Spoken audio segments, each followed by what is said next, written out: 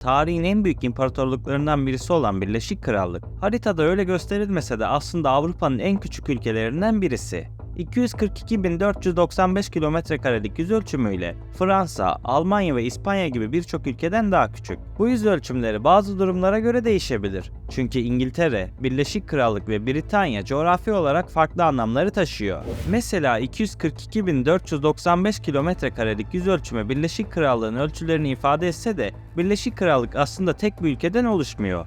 İngiltere, İskoçya, Galler ve Kuzey İrlanda gibi 4 farklı bağımsız ülkeden oluşuyor. Her bir ülkenin halkı İskoç, İrlandalı, Galli ve İngiliz gibi farklı sıfatlarla anılıyor ama bütüne hitap edecek olursanız onlara Britanyalı diyebilirsiniz. Aslına bakarsanız yapılan bu genelleme onların pek fazla hoşuna gitmiyor ama bu durum bizi Britanya kavramının ne olduğuna götürüyor. Az önce bahsettiğim Birleşik Krallığı oluşturan ülkelerden Kuzey İrlanda'yı çıkarırsanız geriye kalan birlik 209.331 kilometrekare yüzölçümüyle Büyük Britanya'yı oluşturuyor. Fakat Büyük Britanya herhangi bir ülkeyi değil, sadece coğrafi bir bölgeyi ifade ediyor. Büyük Britanya dediğimiz yer Britanya adalarının en büyüğüdür. Diğer ada ise hemen karşıdaki İrlanda'dır ve kendi içerisinde iki farklı ülkeden oluşur. Ayrıca Britanya adalarından onlarca kilometre uzaklıkta olsa da Birleşik Krallığa bağlı olan Kanada ve Avustralya gibi ülkeler günümüzde hala İngiliz Milletler Topluluğu'nun birer üyesidir ve Birleşik Krallık kralını tanırlar. Biraz önce bahsettim. Birleşik Krallık'ın en büyük toprağı Büyük Britanya'dır.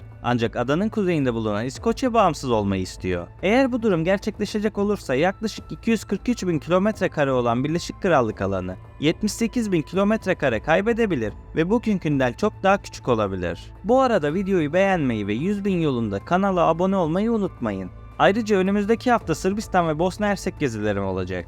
Burada çekmek istediğim çok güzel videolar var. Bu videolardan haberdar olmak için zili açabilirsin. Konumuza geri dönecek olursak Büyük Britanya adası, Roma İmparatorluğundan önce çeşitli kabileler tarafından işgal edilmişti. Roma bu topraklara ayak bastığında bölgeye Britanya eyaleti ismini vermişti. Aslına bakarsanız ayrılıkçı fikirler ta o zamanlarda gündeme geldi. Romalılar adanın batı kıyısından doğu kıyısına kadar büyük bir duvar inşa etti. Bu surlar Romalıların yaşadığı Britanya adasının belirli bölgelerini kuzeydeki yerli halklardan ayıran bir sınır haline dönüştü. Kaldı ki bu sınırlarla ayrılan yer günümüzde İskoçya'yı oluşturan topraklardan başkası değildi. Dolayısıyla bu bölünme sebebiyle adada yüzyıllar boyunca farklı kültürler oluştu. Kuzey bölgesi İskoçya olarak adlandırılırken Güney bölgesi İngiltere olarak adlandırıldı. 13. yüzyılın sonunda İngiltere Kralı 1. Edward, İskoçya'yı işgal ederek kendini hem İngiltere'nin hem de İskoçya'nın kralı ilan etmişti. Bu işgalden sonra İskoçlar ve İngilizler arasında bir dizi çatışma yaşandı. Bu çatışmalar elbette günümüzde devam etmiyor olsa da İskoçlar yine de İngilizlerden ayrılma arzusuna sahip. 2014 yılında yapılan bir referandumda nüfusun yaklaşık %44'ü İskoçya'nın ayrılmasını desteklerken %55'i aleyhte oy kullandı. 2023'ün son aylarında aslında ülkenin yeni bir referandum yapma isteği vardı. Fakat Britanya Yüksek Mahkemesi, İngiltere parlamentosunun onayı olmadan İskoçya'nın ikinci kez bağımsızlık referandumu düzenleyemeyeceğine hükmetti. Londra'nın onayı olmadan referandum düzenlenememiş olsa da İskoçya Başbakanı Nicola Sturgeon, ülkesinin bağımsızlık mücadelesinden asla vazgeçmeyeceğini açıklamıştı. Gerçeği söylemek gerekirse ne İngilizlerin ne de İskoçların birbirlerini sevdiğini söyleyemeyiz. Hatta bazı İngilizler İskoçların kendilerine yük olduğunu bile ifade ediyor. Az önce Roma döneminde adadaki insanları ve kültürleri birbirinden ayıran şeyin aslında insan yapımı sınırlar olduğunu söylemiştim. Fakat Birleşik Krallığın doğal sınırları da diğer bölgeleri coğrafi olarak birbirinden ayıran bir yapıya sahip. Örneğin Galler, Cambrian dağları ile İngiltere'den ayrılıyor. Haliyle bu coğrafi bölünmeler bile birlik içerisindeki ayrılıkçı duyguları kabartıyor ve ekonomik ayrılıkları da beraberinde getiriyor. Bugün Birleşik Krallık deyince insanların aklına ilk gelen ülke İngiltere oluyor. İngiltere'nin güney bölümünde bulunan kıyı toprakları Birleşik Krallık ekonomisini en çok destekleyen yer konumunda. Haliyle İngilizler İskoçya'dan çok daha fazla gelişim gösterdi. Elbette bunun en büyük sebeplerinden birisi İngiltere'nin Avrupa ve Manş Denizi'ne olan yakınlığıydı. Dolayısıyla bu durum krallığın güneydeki topraklarıyla kuzeydeki toprakları arasındaki zenginlik dengesinde büyük farklar yarattı. Olaya daha derinlemesine bakacak olursak İngiltere Birleşik Krallığı'nın en büyük ve en zengin 8 şehrini barındırıyor. Bunlar arasında Londra, Birmingham, Manchester, Leeds, Bristol ve Sheffield gibi şehirler bulunuyor. Hepsi İngiltere'de yer alırken İskoçya'dan sadece Glasgow ve Edinburgh gibi kentler en önemli 10 şehir arasında yer alıyor. Daha ilginç bir bilgi paylaşayım. Özellikle Londra bölgesi Portekiz'den 2 kat daha zengin bir bölge. Birliğin yaklaşık %85'i İngiltere'de, %10'u ise İskoçya'da yoğunlaşmış durumda. Galler ve Kuzey İrlanda kendi halinde takılıyor ve daha çok İngilizlere bağımlı durumdalar. Fakat İskoçlar onların aksine İngiltere'den bağımsızlık istiyor. Hatta yapılan son araştırmalara göre 2014 referandumunda %44 olan ayrılık fikrini destekleyenlerin yüzdesi %49'a ulaşmış durumda. İskoçya'nın kendi hukuk ve eğitim sistemlerine sahip olması gibi nedenlerden ötürü İskoçlar, Birleşik Krallığın diğer kısımlarına ihtiyaç duymadan kendi kendini yönetebileceği fikrine sahip.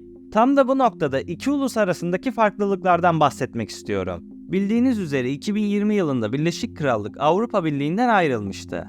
İngiltere AB'den ayrılmak isterken İskoçya'nın çoğunluğu Avrupa Birliği'nde kalmaktan yanaydı. İskoçların %62'si Avrupa Birliği'nde kalmak için oy kullandı. Fakat buna rağmen adada onları kale alan olmadı ve neticesinde Birleşik Krallık Avrupa Birliği'nden ayrıldı. Bu istatistik bize gösteriyor ki ilerleyen dönemlerde bağımsız bir İskoçya söz konusu olursa AB'ye yeniden katılmayı deneyebilirler. Tabi o zamana kadar Avrupa Birliği varlığını devam ettirebilirse. Bana göre bu durum biraz zor ama bu bambaşka bir videonun konusu.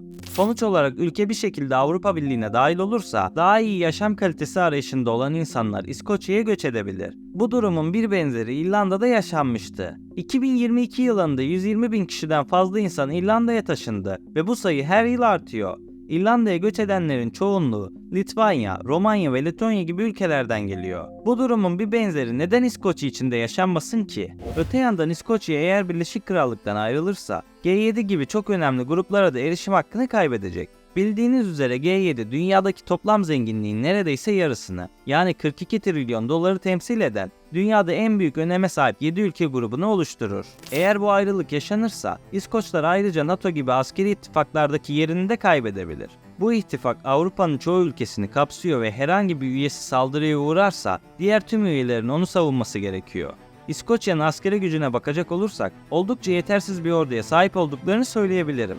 Kendilerini koruyabilecek güce sahipler mi? Ya da Birleşik Krallık'tan ayrıldıktan sonra İngilizler onları yeniden NATO'ya alır mı? Bunlar çok önemli sorular. Çünkü herhangi bir savaşta kendi başına yetebilecekleri güce sahip olduklarını düşünmüyorum. Öte yandan 2. Dünya Savaşı sırasında İskoçya, Birleşik Krallık için önemli bir endüstriyel yerdi. Ülkede birçok fabrika, kömür madeni ve tersane bulunuyordu ve bu tesisler Birleşik Krallığın lojistiği için hayati değerdeydi. Sonrasında Almanlar Glasgow ve Edinburgh gibi şehirleri bombaladı. Sonuç olarak her iki ülkede birbirini sevmiyor olsa da birbirlerine ihtiyaç duyuyor. Bu yüzden Ekim 2023 yılında yapılması planlanan İskoçya'nın bağımsızlık referandumu gerçekleşmedi. Fakat bu durum İskoçların tam anlamıyla Birleşik Krallık'tan bağımsız olmak istemedikleri anlamına gelmiyor. Her ne kadar 2024 yılı içerisinde yaşanması muhtemel gibi durmasa da önümüzdeki yıllarda İskoçya'nın bağımsızlık isteklerini daha sık duyacağız gibi düşünüyorum. Peki bu konu hakkında siz ne düşünüyorsunuz? Sizce İskoçya Birleşik Krallık'tan ayrılmalı mı? Beni buraya kadar dinlediğiniz için teşekkür ederim. Kanala abone olmayı ve videoyu beğenmeyi unutmayın. Bir sonraki videoda görüşmek üzere. Kendinize iyi bakın, sağlıkla ve barışla kalın.